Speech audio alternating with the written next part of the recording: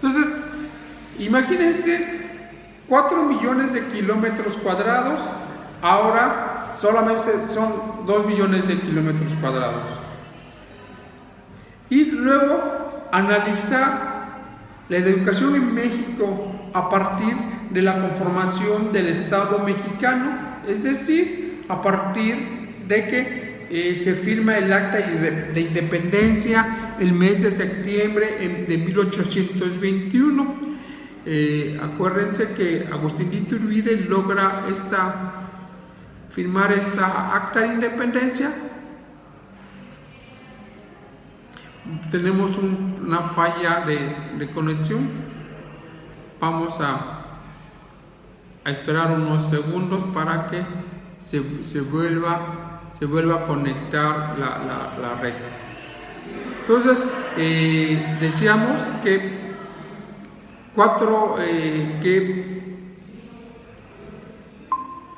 ya regresamos. Estas cosas de las tecnologías son muy especiales. Decíamos que en 1821 nace el Estado mexicano. Ahora sí, ya podemos hablar propiamente de México. Antes era Nueva España, Mesoamérica, pero con la firma del Acta de Independencia en septiembre de 1821 vamos a dar nacimiento al primer imperio mexicano. Estos 200 años de México ya como nación, como tal, son muy complicados. Ustedes recordarán que ha sido muy complicada la construcción del Estado mexicano.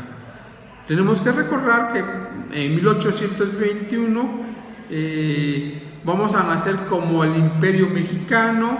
Agustín de Iturbide va a ser despojado y expulsado del Imperio Mexicano y se va a convocar la República, y entre 1824 a 1836 vamos a tener un periodo de República. Del 36 al 55 la República Centralista, la República Federalista, y vamos a llegar al Segundo Imperio de Maximiliano, 1864-1867. Vamos a tocar el proyecto educativo de Benito Juárez, el de la Reforma. Después vamos a ver el periodo de Porfirio Díaz, 30 años de la dictadura de un solo hombre llamado Porfirio Díaz, entre 1876 y 1911.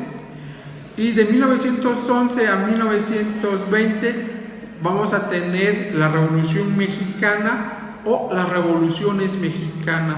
Aquí tenemos que tener mucho cuidado porque la historiografía mexicana, la historia oficial, nos ha engañado, nos quiere hacer creer que la Revolución Mexicana es un solo movimiento, y no, son muchas revoluciones, son muchos caudillos.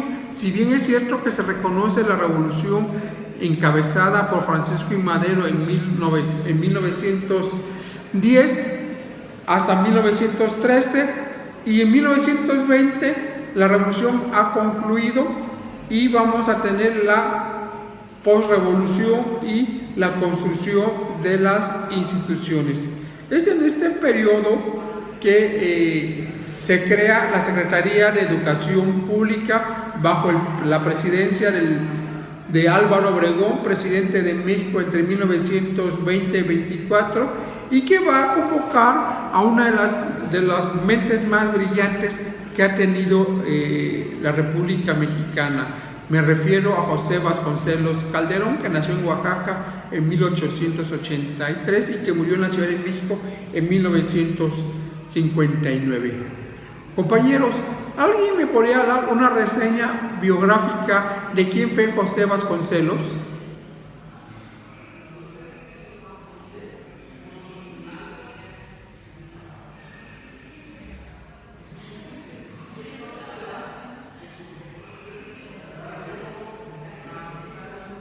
¿Nadie? Bueno, aunque lo consulten en Wikipedia, José Vasconcelos es uno de los grandes en la historia política, cultural, intelectual de nuestro país. Él nace en Oaxaca en 1883 y su padre es telegrafista, es un oficio importante en el virreinato, el ser telegrafista, y por ser empleado federal le cambian su trabajo, lo remiten al norte del país y se traslada con toda su familia, y es ahí donde José Vasconcelos va a estudiar en los Estados Unidos de Norteamérica. De joven es un joven muy participativo, es poeta, logra participar en el movimiento antirreeleccionista, este movimiento que está en contra del régimen de Porfirio Díaz. Logra fundar un círculo, el Ateneo de la Juventud, con jóvenes muy brillantes que van a brillar después de la Revolución Mexicana, van a ser grandes intelectuales. Y José Vasconcelos va a ser el secretario particular del presidente Francisco I. Madero, este presidente que gobernó el país de noviembre de 1911 a febrero de 1913. ¿Alguien sabe cómo murió Francisco I. Madero?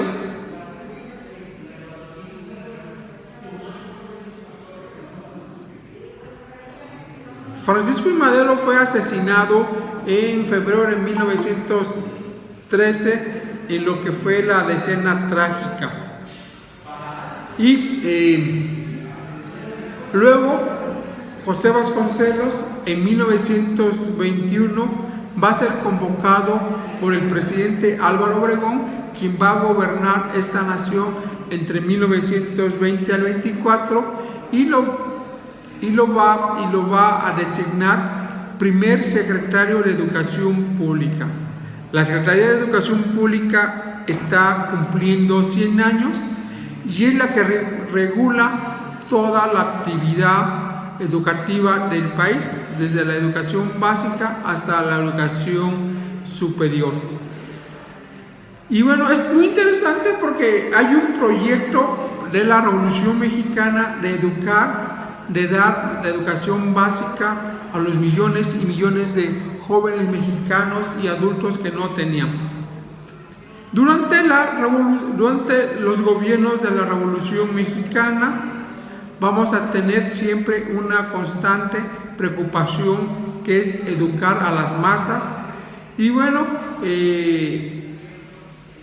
si habláramos del proyecto de José Vasconcelos de 1921 al 24, vamos a ver que todos los presidentes de la República tienen una fijación con la educación, porque han descubierto que es la palanca del desarrollo. Entonces, Álvaro Obregón, Calles, Emilio Portegil, Abelardo Rodríguez, Pascual Ortiz Rubio, Lázaro Cárdenas, Manuel Ávila Camacho, Miguel Alemán, Adolfo Ruiz Cortines, Adolfo López Mateo, Gustavo Díaz Ordaz, Luis Echeverría, José López Portillo, Miguel de la Madrid, Carlos Salinas de Gortari, Ernesto Cedillo Ponce de León, Vicente Fox Quesada, Felipe Calderón Hinojosa y Ernesto Enrique Peña Nieto y Andrés Manuel López Obrador. En todos hay un discurso en favor de la educación. En los últimos sexenios se ve plasmado en el Plan de Desarrollo Nacional, donde el nuevo presidente presenta a la nación cómo va a gobernar, quitando el actual Plan de Desarrollo Nacional de López Obrador, que es un panfleto ideológico, nada de plan de desarrollo. El propio secretario, su primer secretario de Hacienda, hace poco declaró en la televisión que el plan de desarrollo que presentó López Obrador no corresponde a los parámetros de que se pide para hacer un plan de desarrollo, que es un discurso político, demagógico, populista, y que hasta ahí. Entonces, jóvenes, ustedes ya tienen una currícula, ya saben qué es la educación en México, la han sufrido, y que vamos a analizar esta situación en este cuatrimestre. Hay sus lecturas, sus películas, todavía no cargo bien la plataforma, pero hoy yo quería presentar un poco el avance de este proyecto educativo. Y si ustedes ya tienen cierta experiencia, han cursado 3 años de preescolar, 6 de primaria, ya son 9, 3 de kinder, ya son 12, 3 de bachillerato, ustedes tienen 15 años de estar metidos o sometidos al sistema educativo. Ángela Salazar, ¿usted qué edad tiene? Tengo 23. 23 años. Entonces, imagínense ustedes sus 23 años, 15 años o un poquito más ahora, ha estado usted inserta en el sistema educativo, ya sea el sistema educativo, el público, el que oferta el gobierno, y ahora en el privado. Misael Ezequiel, ¿qué edad tiene usted? ¿Cuánto? 21. Entonces también ya tiene usted conocimiento pleno de qué es el sistema educativo, ¿no? María Gabriela, ¿cuántos años tiene usted? Tengo igual 21. 21, entonces la mayor parte de su vida han estado insertos en el sistema educativo como alumnos. Daniela, ¿usted qué edad tiene?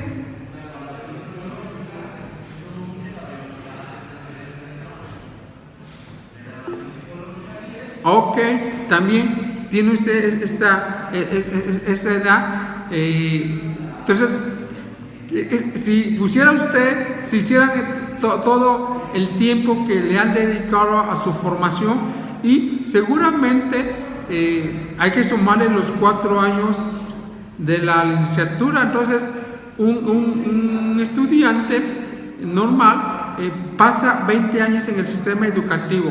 Eso sin contar que se haya dado de baja, que haya reprobado, repetido, suspendido.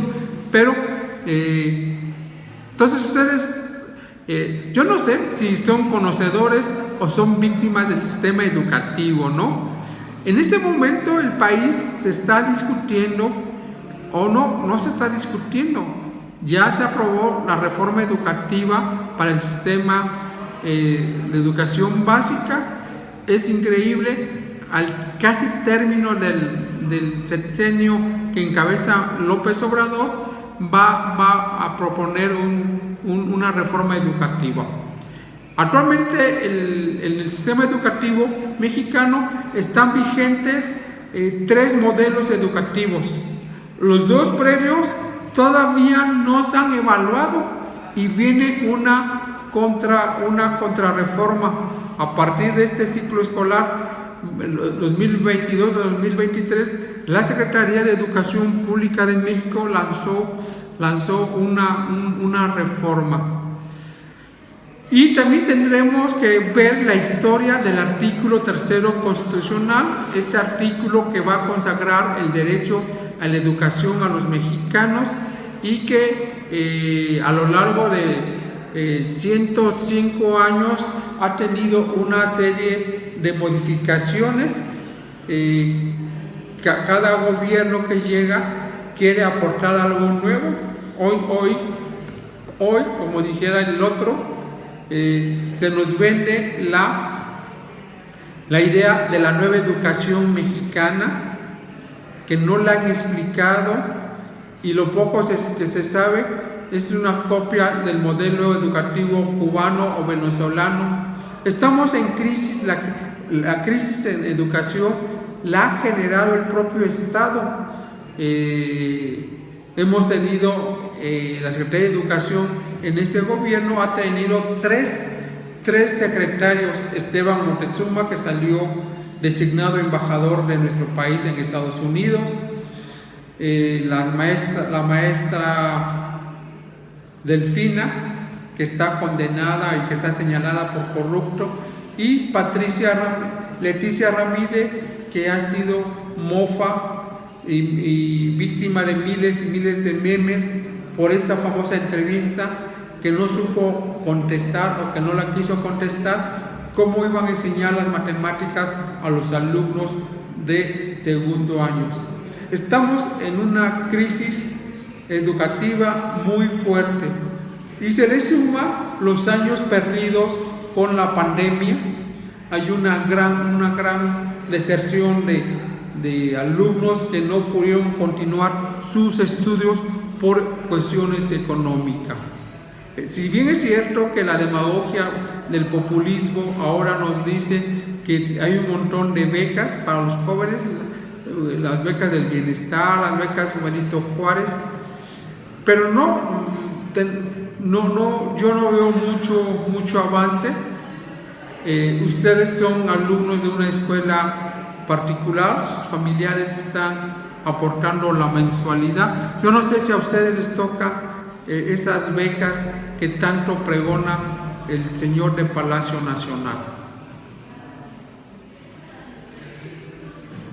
Y además son becas que no solucionan nada, ¿no? Entonces tenemos un gran reto de discutir.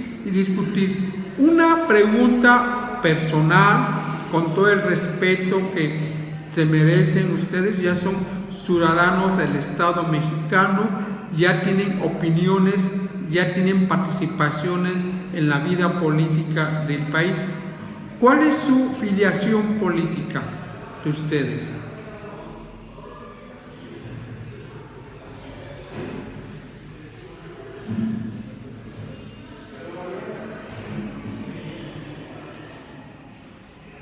¿Votan por la derecha? ¿Votan por el centro izquierda? ¿Votan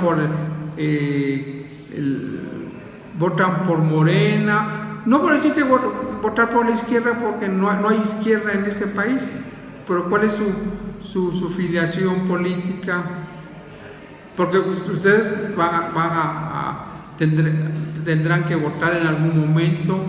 Son simpatizantes, a la gente muchas veces lo más simpatizamos con proyectos políticos.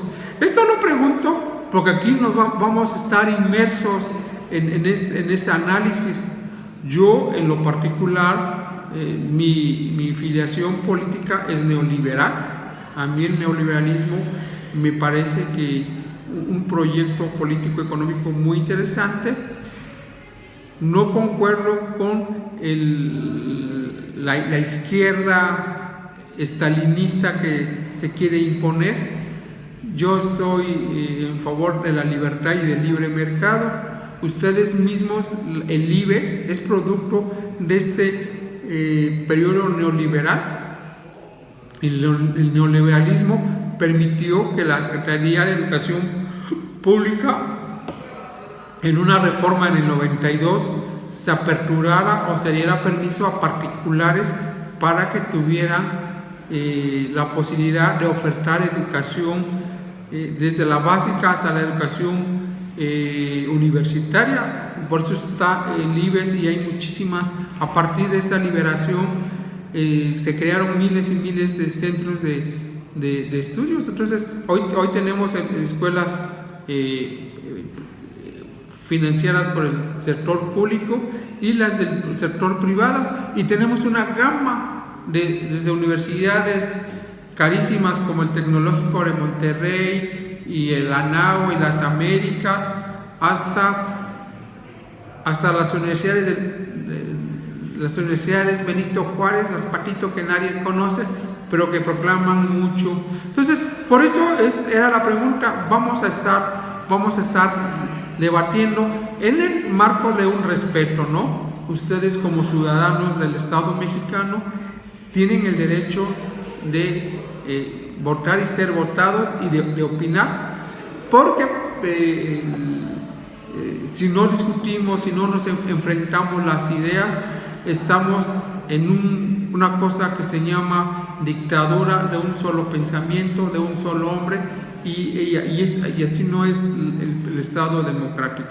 Nosotros somos 5 ciudadanos con credencial de elector, con pensamiento, con decisión, y que podemos discutir en cualquier marco, siempre y cuando haya el respeto, y que la educación ha sido esto. Entonces, si ahorita el proceso no sabemos que si fases, que si van a quitar las calificaciones, que quitan unas materias, que quitan... Cada reforma educativa tiene sus pros y sus contras.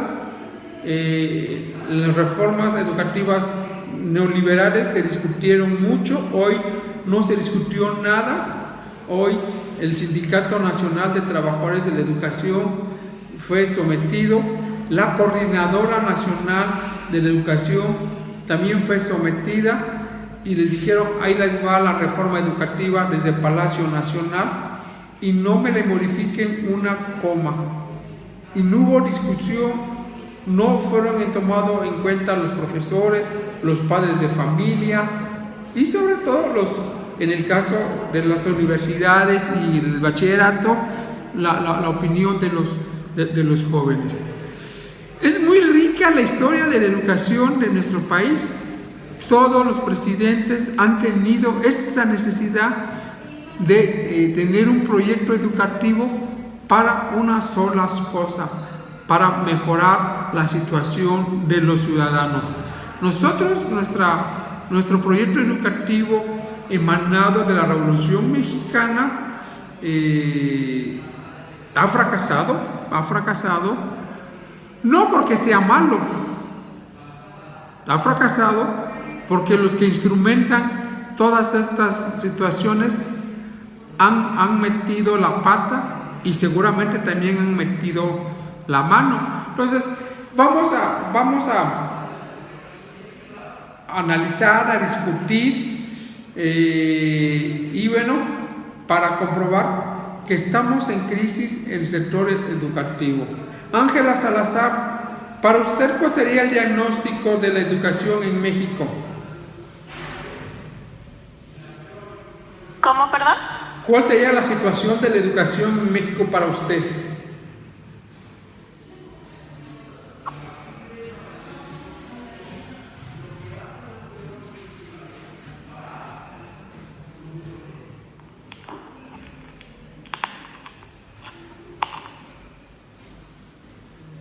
Ángela, ¿está usted ahí? Pues es que como cambió a híbrida, ¿no? Sí. La educación, entonces como algo crítico, porque en algún momento hubo conflictos por medio de la tecnología y todo esto, que algunos sabían y no sabían usarla. Sí, la pandemia agudizó la crisis de una generación de profesores que no tuvieron la valentía de explorar qué era una computadora, qué era la línea. Hubo muchos maestros que desertaron, que mejor prefirieron ya meterse a la jubilación antes de aprender a encender una computadora, tener un correo electrónico y todo esto. Esa es la crisis más cercana que tenemos. Ahora también tenemos otra crisis, no sabemos a ciencia cierta cuántos millones de mexicanos desertaron de la educación formal, es decir, de esa educación que imparte el Estado o la sociedad civil, y que nos hace crisis. Misael Ezequiel, ¿cuál sería su opinión sobre la educación actualmente en México? Pues diría de que hubo muchos cambios, bueno, ahorita en la pandemia, y a diferencia como era antes, porque bueno, antes muchos niños asistían a clases, y ahorita en pandemia el cambio afectó a esas personas porque unos no contaban con tecnología y dejaron de estudiar. Sí, sí, efectivamente. Y también estar con las tecnologías significa un recurso. Pagar el internet, tener una computadora que aguante o un teléfono celular que aguante. Y es muy bonito. Es bonita la parte que no salimos de casa, ustedes están en su hogar, no se transportaron, no pusieron en riesgo su vida. No vamos a notar si se bañaron o no se bañaron. Aquí en la virtualidad, pues detalles que uno puede percibir. María Gabriela, la misma pregunta, ¿cuál sería su diagnóstico de la educación en nuestro país? Pues igual que mis compañeros, pues sí cambió demasiado después de pandemia, ¿no? Bueno, porque hubieron cambios de planes de estudio, el marco curricular, y aparte muchos estudiantes pues dejaron de ir a la escuela por problemas económicos, por problemas de que no tenían conectividad o aparatos electrónicos, o que mejor optaron por trabajar. Entonces pues sí hubo mucho abandono escolar. Sí, también tenemos que hacer esas cuentas. Daniela, ¿cuál sería su opinión en relación a su opinión al sistema educativo mexicano? Pues siento que actualmente, como decían mis compañeros, por lo mismo de la pandemia, pues se vieron afectadas muchas personas mentalmente también, lo cual, pues claro, que si no estás bien mentalmente no te va a permitir estar bien en ningún ámbito de tu vida. Qué interesante lo que dice de la salud mental, ¿no? Esto de estar encerrado Sí, 2 claro. años, a mucha gente tronó, ¿no? Muchos divorcios, pero también muchos embarazos, ¿no? En algunos casos. Estar confinado, saber que eres libre pero que no puedes salir, fue muy difícil para muchas gentes. ¿Alguien de ustedes ha escuchado hablar o ha leído sobre la nueva escuela mexicana?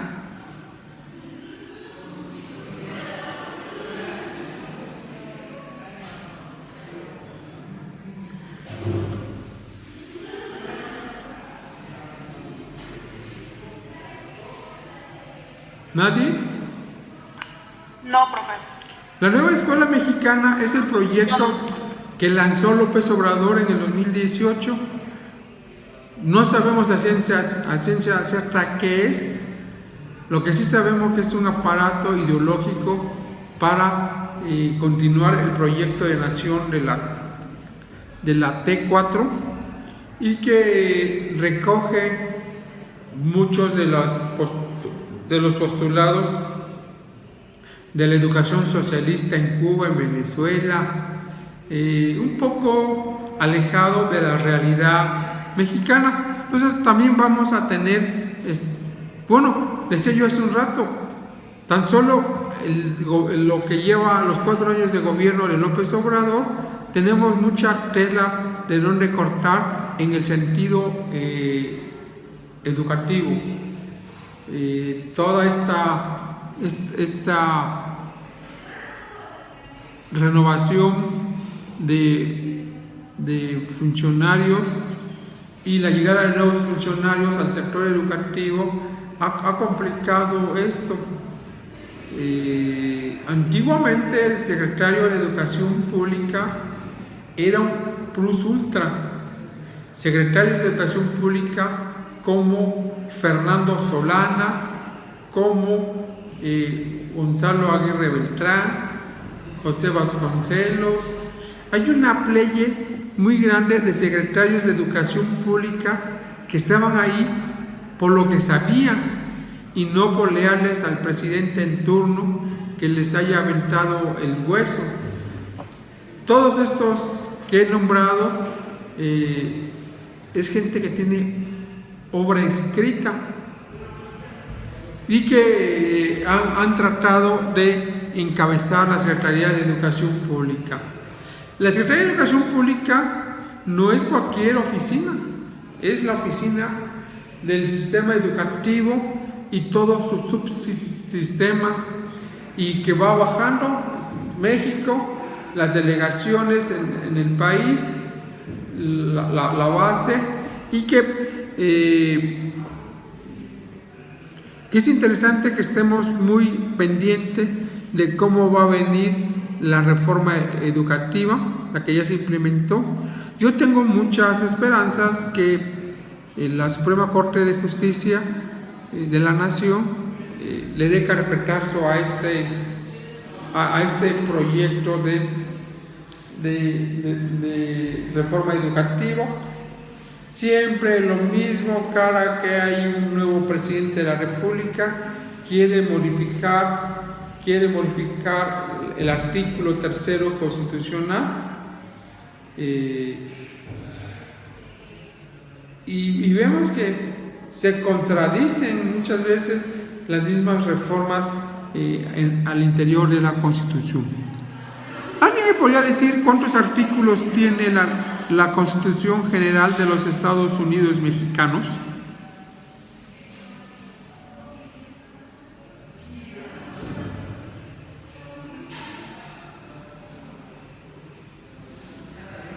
La Constitución tiene 136 artículos y ha sido modificada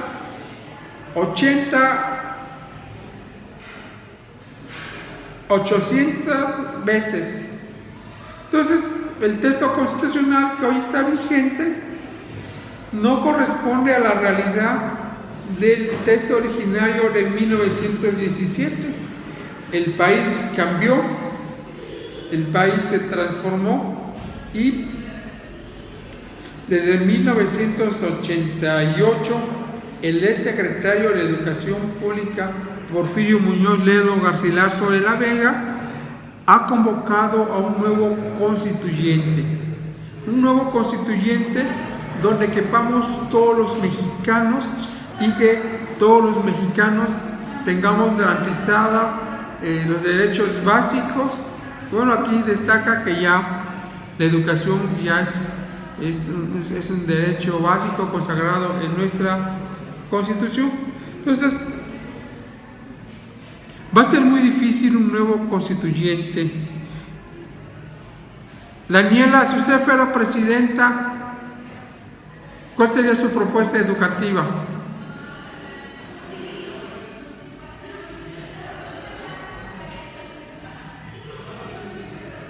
Pues no estoy segura. Sí. Me gustaría que estuviera basada en el humanismo. Lo dice, fíjese. Lo dice. Muchas cosas de la Constitución son letras muertas, no se han hecho realidad, pero sería muy complicado ponernos de acuerdo a los 130 millones de mexicanos. ¿Qué patria queremos? Todos queremos una patria justa y generosa, pero el problema es el cómo, ¿no? Porque además, con 130 millones de mexicanos, con 63 grupos étnicos, más los mestizos, más una población de mexicanos naturalizados, es decir, extranjeros que vinieron a México y que se quedaron y que optaron por la nacionalidad mexicana. ¿Cómo sería, María Gabriela, usted cómo imaginaría la Constitución, una nueva Constitución?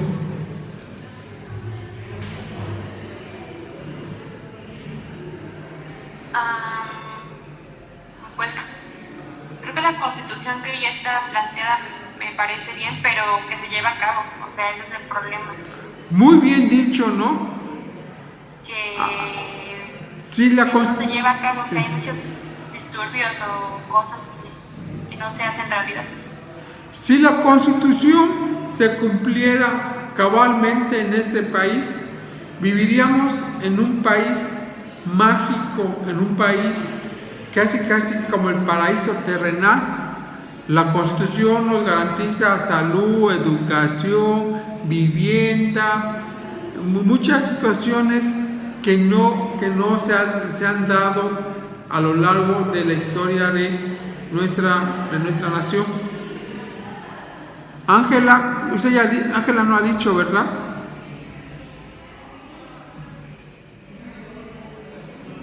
¿De qué? De cómo sería su reforma constitucional.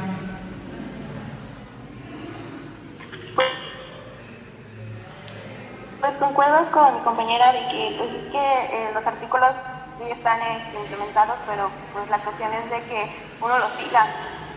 Sí. Y luego dicen, no me vengan que la ley es la ley, ¿no? Que la ley es la ley. Entonces, vamos a trabajar las reformas al artículo 3 constitucional, un artículo que fue durante la elaboración de la Constitución de 1917 fue muy polémica el debate, ¿no? La mano de sectores para que se aprobara esta Constitución, una Constitución democrática, pero que sacó a la Iglesia de la vida nacional, pero que no se cumple el derecho al deporte, pero tenemos todos los peros, tenemos 136 peros para no decirle sí a la nueva Constitución. Porfirio Muñoz Ledo propuso una nueva Constitución en 1988. Han pasado 32 años, nadie se atreve a mencionar una nueva Constitución. Solamente López Obrador anunció una Constitución amorosa, pero viniendo de quien viene, pues se toma una vacilada más, ¿no? Una vacilada más y hasta ahí, ¿no?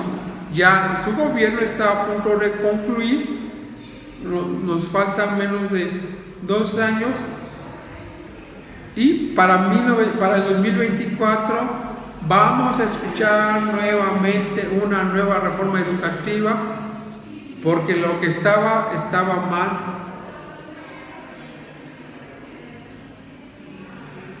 Y siempre vamos a tener este problema de que el problema es el otro, el problema no somos nosotros. Ezequiel, ¿usted cómo diseñaría su Constitución?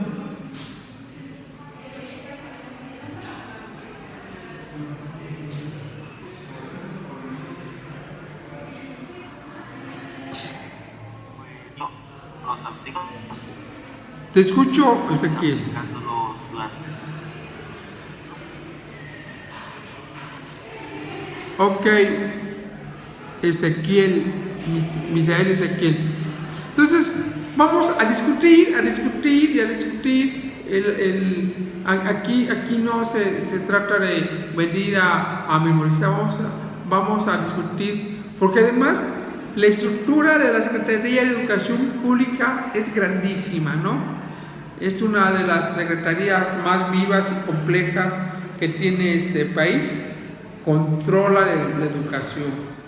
la educación básica, la primaria, la secundaria, la universidad, y ser secretario de Educación Pública no basta de tener la venia del presidente en turno, sino de saber la responsabilidad que significa ser secretario de Educación Pública, que tiene que atender a todos los estados, que tiene que mandar sus ideas para instrumentalizar lo que quiso decir el poeta. Entonces, la tenemos difícil, sí, la tenemos difícil, una nueva constitución. Los poderosos de este país que se divierten jugando con la pobreza de millones y millones de mexicanos. Si viniera eso, nomás van a cambiar de amo, pero no. Jóvenes, yo quiero que también participen, por favor, si no me voy a sentir que estoy en la mañanera y yo no tengo la verdad absoluta, Dios me libre. Entonces, con su vasta experiencia en el sector educativo, que les respaldan más de 15 años de estar en las aulas y que les ha tocado esta bendición de la virtualidad, ¿no? De conectarse en línea.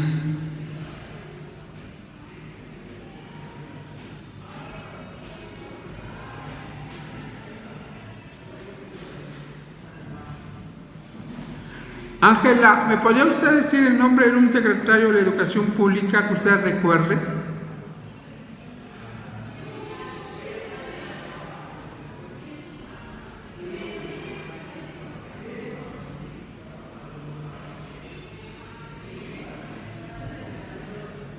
Pues el que usted mencionó, el Vasconcelos.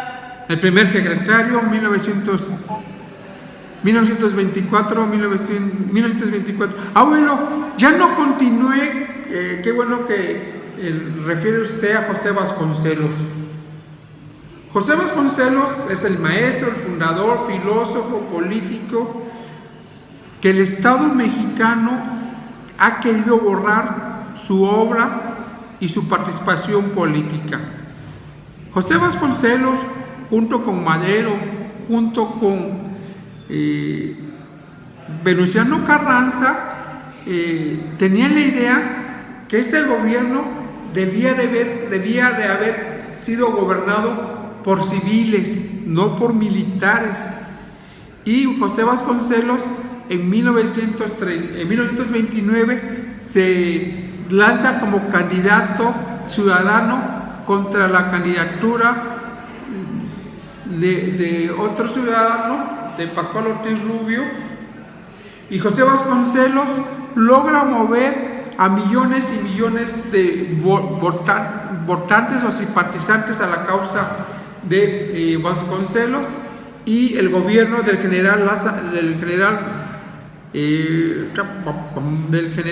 Plutarco Elías Calles lo condena, le hacen fraude electoral, lo exilian, va a estar en el exilio en varias actividades, y luego regresa a México, como director de la revista Timor, el órgano oficial del partido nazi en este país. Y esto se alejaron de José Vasconcelos. Decían, ¿cómo es posible que una de las máximas glorias de este país ahora sea gente de los nazis, ¿no? Él muere en 1959, tiene varios libros. Ulises Criollo es el que más se le conoce, es una biografía, una autobiografía, pero José Vasconcelos es el más malo de los secretarios de educación, porque pocas calles tienen su nombre. El presidente Vicente Fox Quesada hizo mandó a hacer un bus, la biblioteca José Vasconcelos en la Ciudad de México, y hasta ahí. Necesitamos recobrar la figura y la obra de José Vasconcelos, este insigne intelectual del siglo XX.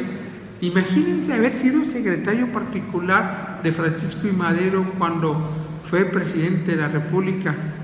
Debió haber sido una gran responsabilidad. y una gran experiencia haber sido secretario de Francisco I. Madero.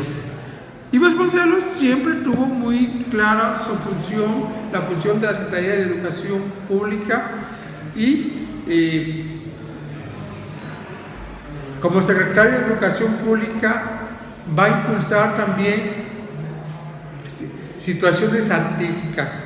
Estamos también conmemorando los 100 años del inicio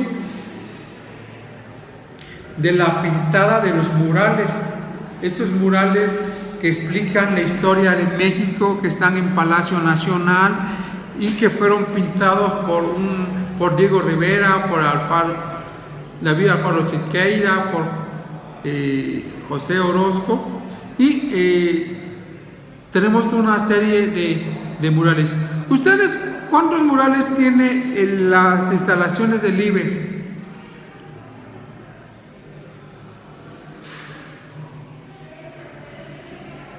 Yo tampoco lo sé, pero lo voy a investigar, ¿no? Algo que uno a la entrada y bueno, pero en 1921 José Vasconcelos veía la necesidad de plasmar, de transmitir el conocimiento histórico a través de la imagen, a través de un mural que explicaba el devenir histórico de la Revolución Mexicana. Claro, José Vasconcelos, con su ideología comunistoide, ridiculiza a la iglesia, a los millonarios, a los empresarios, y ensalza a los revolucionarios y al pueblo llano. Ángela, ¿usted cuántos murales conoce en Jalapa?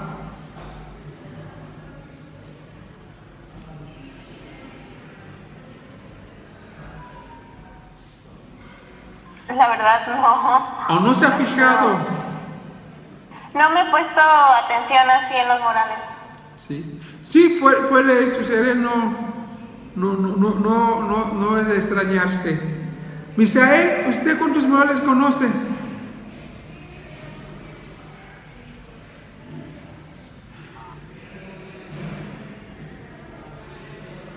Solamente, bueno, cuando pasa ahí por el palacio he visto que hay un mural, pero no sé cómo se llama. Ah, sí, es un mural que se llama La Revolución, no sé qué, de Melchor Peredo, un muralista de 97 años, y se mandó a pintar con motivo de las fiestas del centenario y bicentenario de inicio de la Revolución Mexicana y de la Independencia. Daniela, ¿usted cuántos murales usted conoce?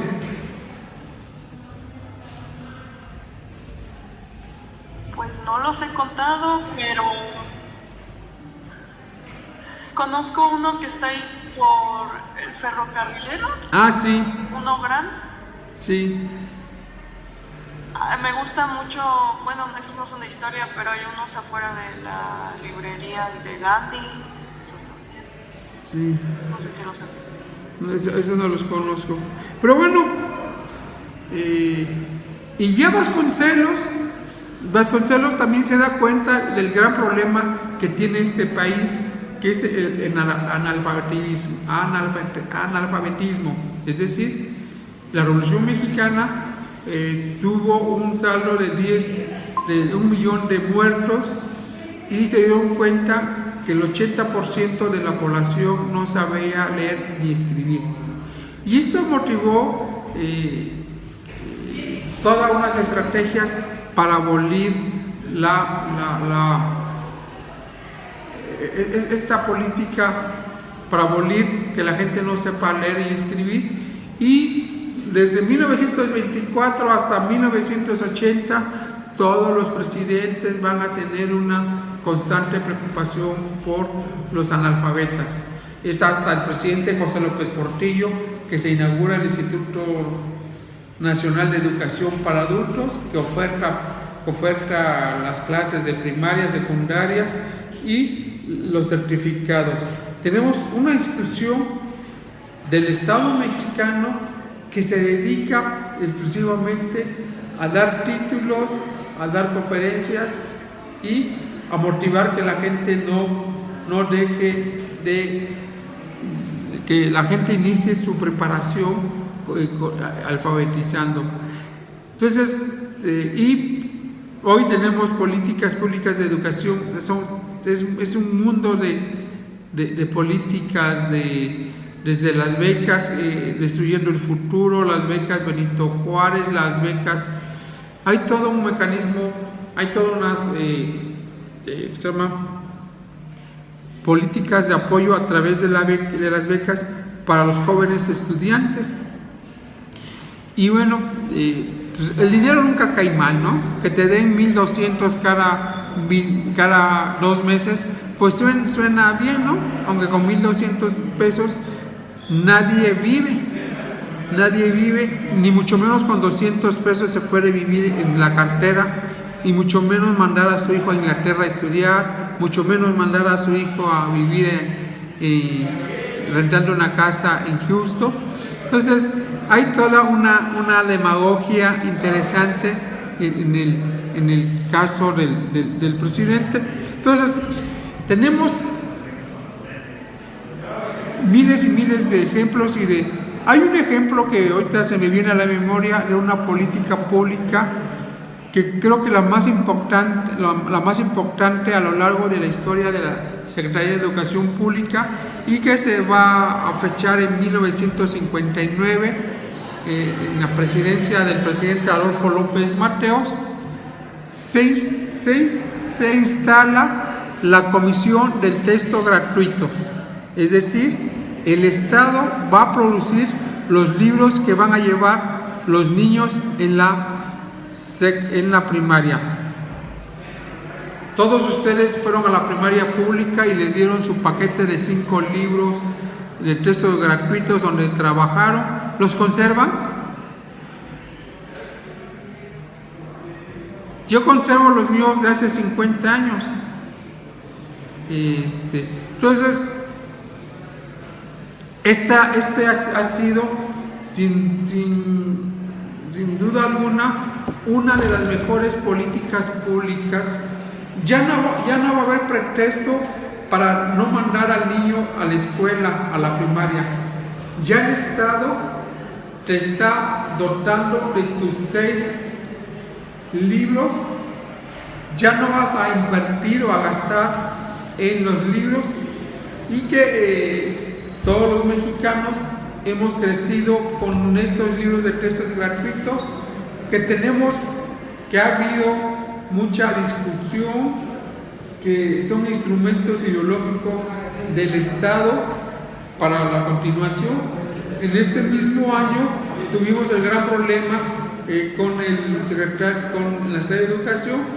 Todavía no sabemos cómo vienen los libros, pero ya se han filtrado imágenes de los nuevos libros de educación básica, y lamentablemente se viene promocionando la figura del presidente López Obrador, violatorio a todos los derechos internacionales, ¿por qué tendría el niño de primaria que tener un libro donde aparece la figura del presidente y donde le explica al niño la ventaja de un nuevo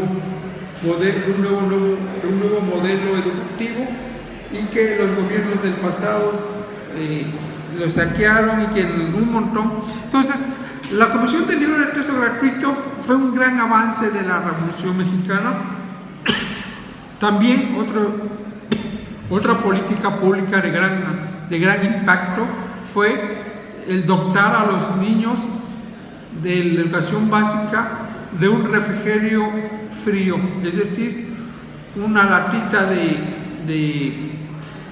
leche, una fruta y un dulce.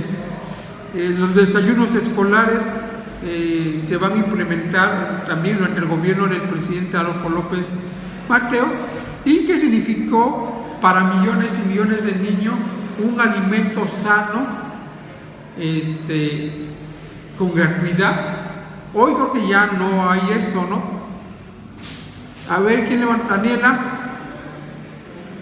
Yo, pero creo que justo iba a decir eso. O sea, eso le iba a preguntar. porque yo ya no tengo conocimiento de eso, si les dan libros, porque yo recuerdo que lo que dice te daban una lechita, un desayuno, y pues habían libros. Creo que en algún momento también te daban una libreta y un lapicero y cosas así. Sí. Creo que ahora ya no hay nada de eso. No, nada, lo más te dan los libros ahora. Ha sido muy interesante. Ángela. Pues yo sí he visto que han dado, bueno, se pone en la escuela de mi hermano, en secundaria, dieron una mochilita, dieron un juego geométrico, gel antibacterial, colores, lápiz y una libreta. Bueno, eran dos.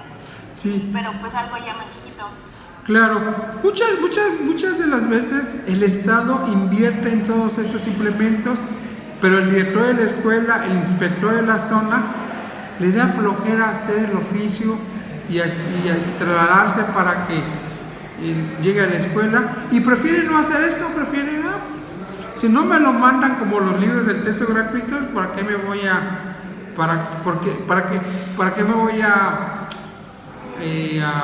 mortificar en favor de mis alumnos? Entonces, y bueno, vamos a ver en qué va a terminar esta situación de la reforma educativa del presidente López Obrador, una reforma educativa que vino a destiempo, ya faltando un cuarto para las 12 para terminar. Sale con su esto el coordinador de la reforma educativa, mi amigo Max Arriaga. Yo lo quiero mucho, es doctor en filología por la Universidad Complutense de Madrid, fue mi jefe en bibliotecas,